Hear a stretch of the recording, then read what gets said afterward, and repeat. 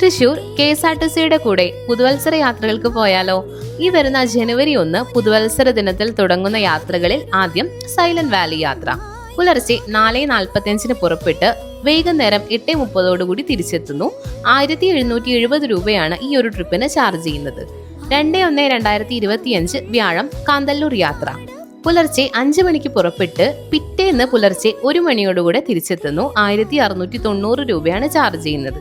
3/1/25 വെള്ളി കന്യാകുമാരി യാത്ര.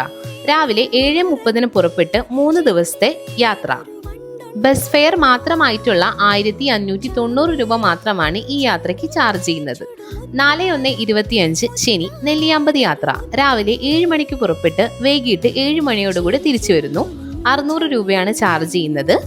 5/1/25 ഞായർ മലക്കപ്പാറ യാത്ര. രാവിലെ 6:45 പുറപ്പെട്ട് വൈകുന്നേരം 8:30 തിരിച്ചെത്തുന്നു.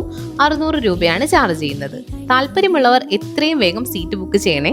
അപ്പോൾ അടുത്ത യാത്രകളുടെ വിവരങ്ങളുമായി അടുത്ത വീഡിയോയിൽ കാണാം.